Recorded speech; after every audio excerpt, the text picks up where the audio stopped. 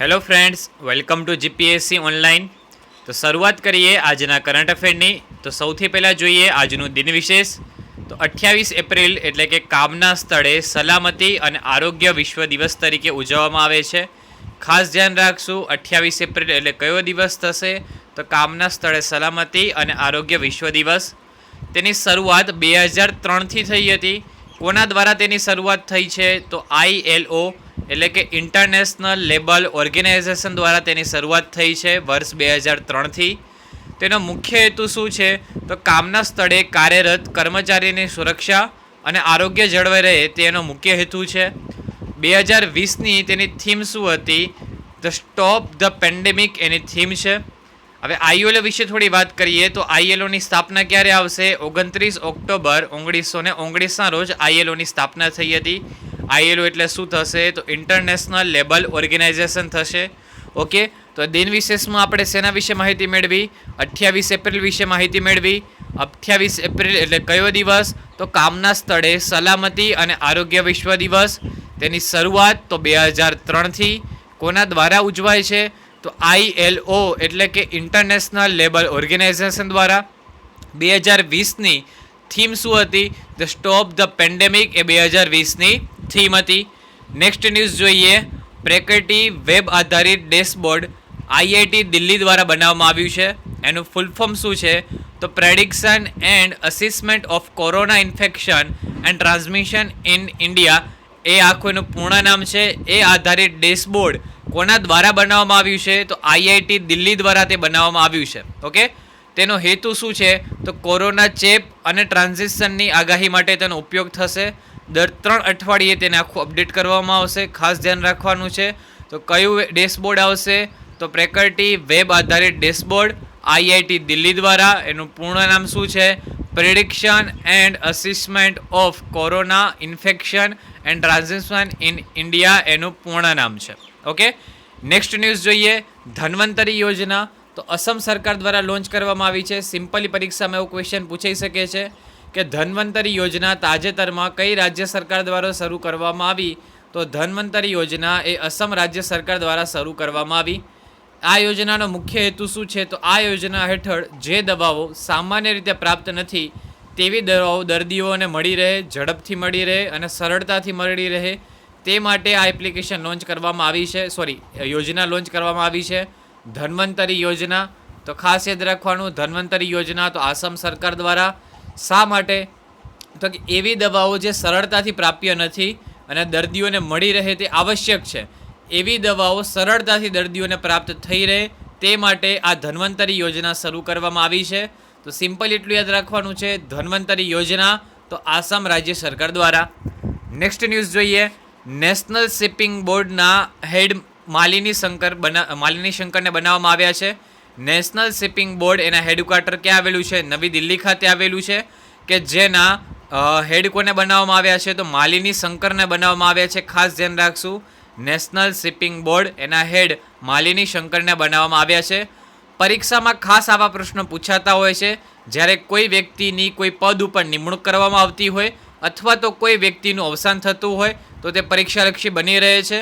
તો national shipping board એના હેડ કોને બનાવવામાં આવ્યા છે? તો માલિની શંકરને બનાવવામાં આવ્યા છે। નેક્સ્ટ ન્યૂઝ જોઈએ। COVID-19 emergency appeal fund for south Asian નેશન્સની શરૂઆત પ્રિન્સ ચાર્લ્સે કરી છે। પ્રિન્સ ચાર્લ્સ એ બ્રિટન રોયલ ફેમિલીના પ્રિન્સ છે।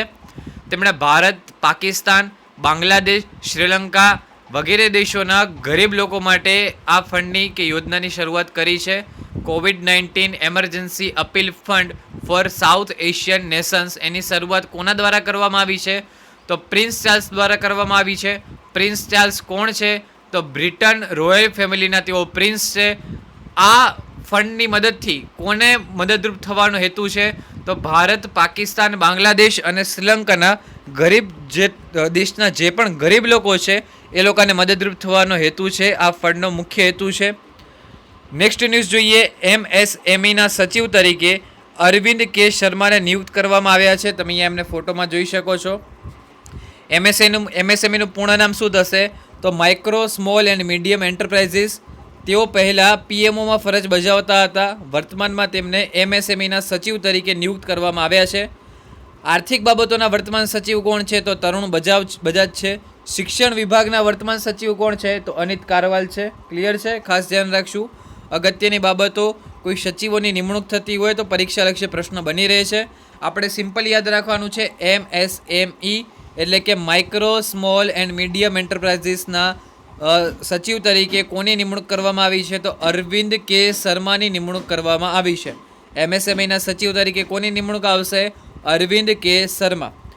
નેક્સ્ટ ન્યૂઝ જોઈએ. આરબીઆઈએ મ્યુચ્યુઅલ ફંડને 50,000 કરોડ રૂપિયાની સહાય કરવાની ઘોષણાની જાહેરાત કરી છે. ખાસ ધ્યાન રાખશું. અત્યારે દેશમાં કોરોના વાયરસના કારણે આર્થિક સંકટ ઊભું થયું છે. તો આર્થિક સંકટમાં આરબીઆઈ ઘણો બધો મદદરૂપ થવાનો પ્રયત્ન કરી રહી છે. ઘણી બધી ફંડ કે ઘણા બધા રૂપિયા વડે મદદ કરવાની પ્રયત્ન આરબીઆઈએ કર્યા છે.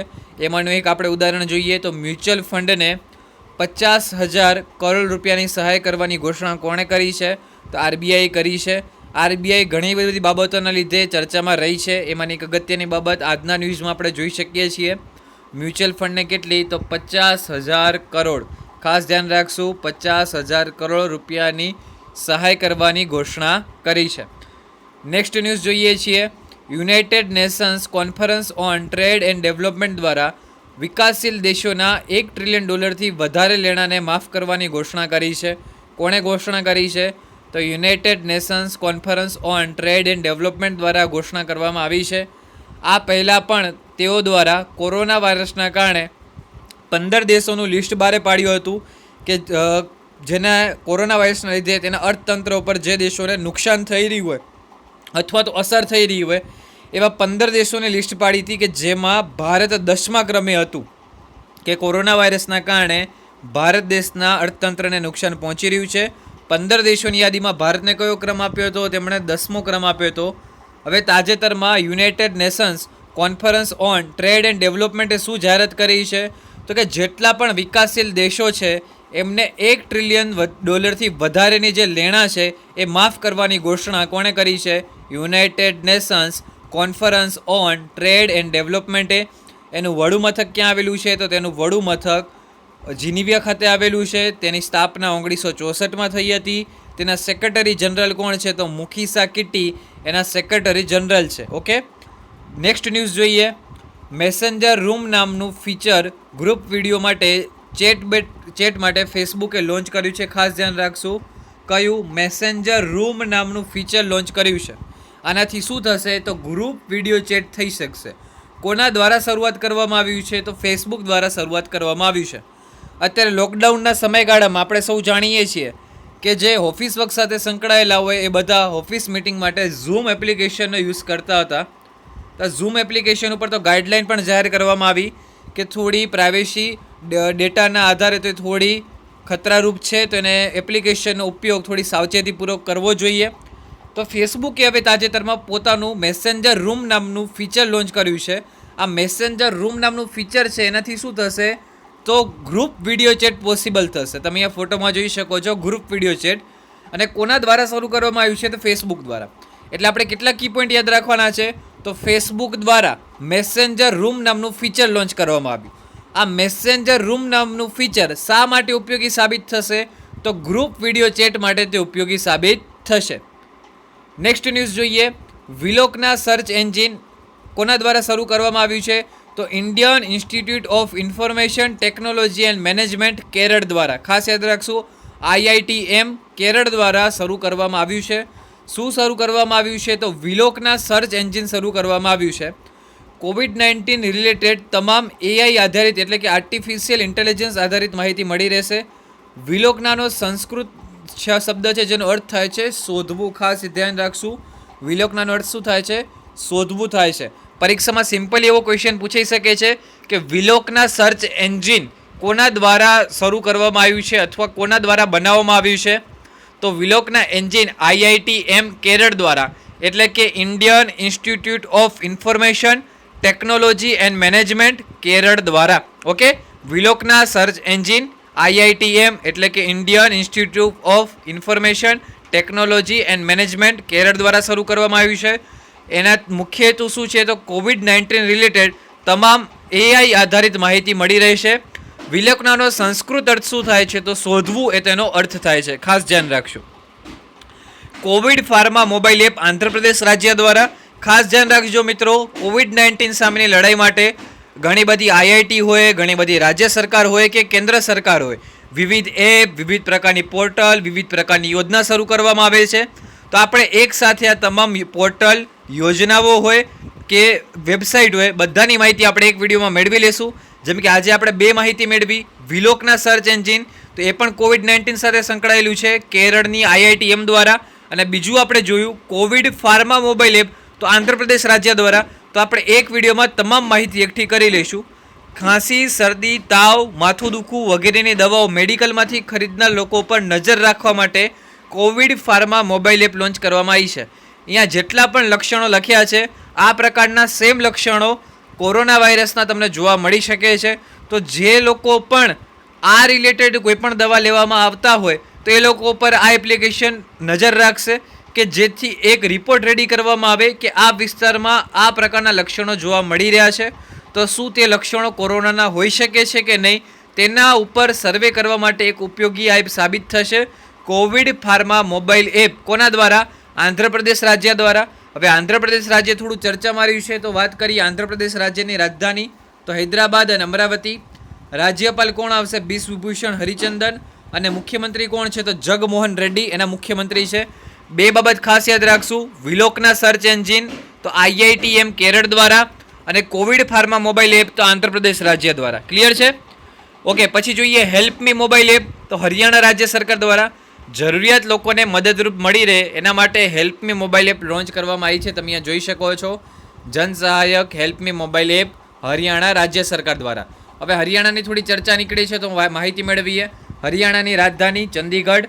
હરિયાણાના રાજ્યપાલ સત્યદેવ છે અને મુખ્યમંત્રી છે મનોહરલાલ ખટ્ટર છે. અને હરિયાણા રાજ્ય થોડું ચર્ચામાં પણ રહ્યું છે. કેમ કે તેણે 1 વર્ષ માટે સરકારી જે ભરતીઓ છે એ બધી ભરતીઓને સ્થગિત કરી નાખી છે પૂરા 1 વર્ષ માટે થઈને. તો હેલ્પ મી મોબાઈલ એપ કોના દ્વારા આવશે? હરિયાણા રાજ્ય સરકાર દ્વારા. એની રાજધાની શું આવશે? ચંદીગઢ આવશે.